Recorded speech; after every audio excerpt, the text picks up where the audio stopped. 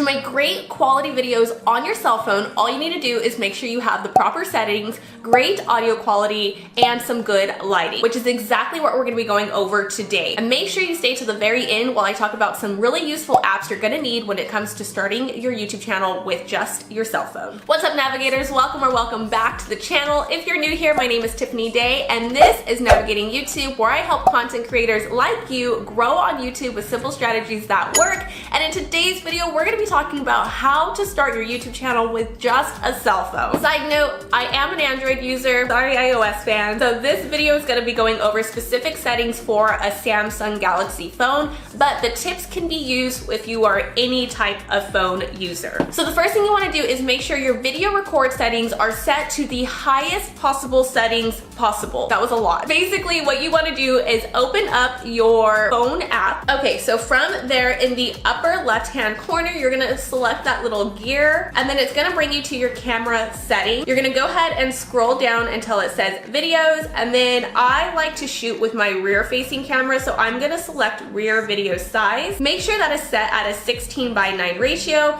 That's just to ensure that your videos are seen horizontally, which is viewed on YouTube. And then you're gonna select resolution and check the highest possible. So for me, that is UHD 60 frames per second, 3840 by 2160, also known as 4K for short. Now, if we back out of that and you prefer to use your front-facing camera, you're gonna wanna select front video size and make sure it's the same thing. So 16:9 ratio with a resolution of UHD 60 frames per second, 3840 by 2160. Okay, just a couple of side notes. One, I film in a higher quality, so I film at 4K, but then I render my videos out in 1080p. This way, it doesn't take up as much room on my devices, but I still get a really good quality. If you film at a higher resolution and then render down, your video is gonna have a higher quality visual to it than someone who films at 1080 and then renders in 1080, which I can talk about that in a totally different video when it comes to how I film my videos from start to finish, so make sure you're subscribed so you don't miss that. Okay, second side note when it comes to quality, your rear-facing camera is always going to be the better camera. So even though both settings are set to a 4K, the rear-facing one is gonna have a better look and feel than your front-facing, so just keep that in mind when you are filming your video. Okay, also when you are filming with your cell phone, before you even press record, make sure you are cleaning your lens. So I use a small microfiber cloth with a glass cleaner. I usually just use the same things I use for my sunglasses and my reading glasses.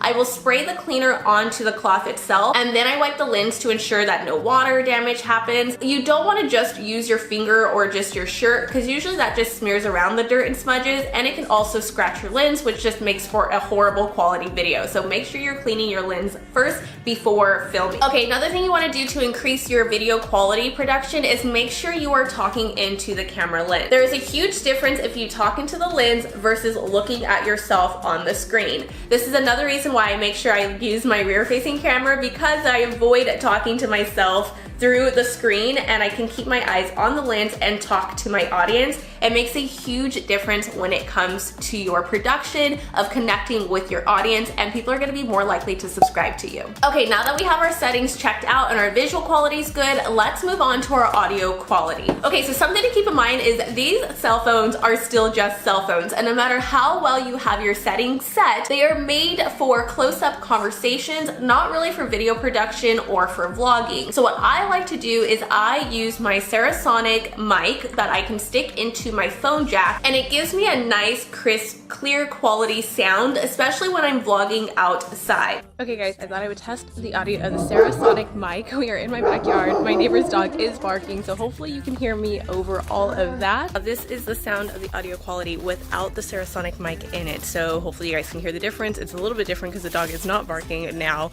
but you guys get the point. Now, it does not perfect your sound. You're not gonna have studio quality, but it's going to make a huge difference versus if you didn't have it at all. Something I really like about it too is that it's small, so when I'm out in public, especially when you're starting a YouTube channel, you can still be a little shy or timid, and nobody wants this huge, big mic sticking out of a cell phone just making people look at you more. So it's really discreet, so when I put it in there and I'm vlogging outside, it could just simply look like I'm on my phone or doing an Instagram story, and no one's going to look at me any differently. And it's also $25 on Amazon. So I will make sure to have that Amazon link in the description box below for you so you guys can check it out yourself. Okay, so let's dive into lighting. So the very first thing that I like to do, and it's absolutely free, and that is using natural light. So if you're doing it outside, you're gonna wanna pick a shaded area. This way the light is still bright enough, but even, so you're not like squinting or have any harsh lines or shadows. If you don't have natural light available or you need something a little more, you can always get a really inexpensive ring light. I'll leave my favorite in the description box below for you as well. But the ring light basically just sits over your camera lens and creates a really nice subtle spotlight effect if you're inside during the day, or it just creates a really good light if you're outside vlogging at night. All right guys, and finally, let's talk about those apps you're going to need to use when it comes to doing any type of video production on your phone. One thing I really like is literally everything can be done on your phone, from filming to editing to uploading. You just need the right apps to do this. So the very first app is going to be your video app. So I've actually tried to avoid editing on my phone because I just like editing on my computer. That's just who I am. But I find that the app Power Director is really good because it still gives you that layering effect, so you can do those overlays and really up-level your video production from the start, so you don't seem as much of an amateur or a small YouTuber when you first begin your channel on your cell phone. Now when it comes to my thumbnails, I use Canva. It's a really good place to start. I also like Canva because it has animated features on there, so I can do animated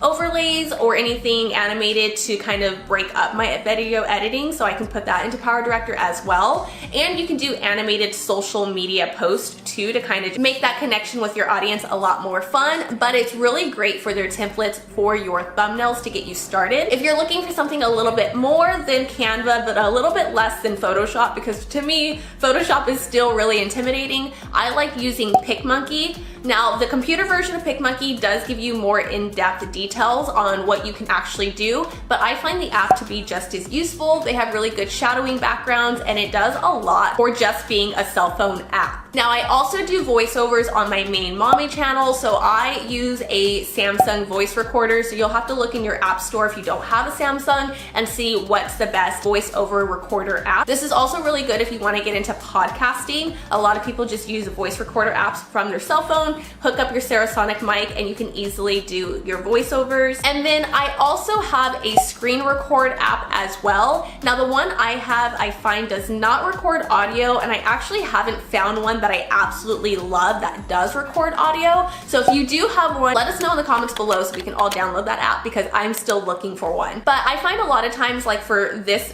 video that's being made, I use that screen recorder app without any audio, and it worked just fine for my needs, and that has been my go-to for the last year. And then of course, most importantly, you want to make sure you have your YouTube Creator Studio app downloaded. This is how you're going to upload your videos, along with creating all of that SEO like titles, thumbnails, tags, and description. I do still find that I need to go into my browser and hook up my desktop version of my browser to get into more in-depth analytics, along with placing my cards, such as my end screens and my iCards above. Okay, so for me to be able to do that, I'm gonna go into my web browser. I'm already on YouTube, but if you're not, you just click YouTube, and then this takes you to the app version on your browser. I'm gonna go ahead and click the three dots in the upper right-hand corner, scroll down to where it says desktop site, and then go ahead and check that. So that's gonna make the layout completely different. So when you zoom in and you go to your studio analytics, or your YouTube studio, sorry, it'll bring you to like a totally different version than what the app looks like. It's literally the desktop version.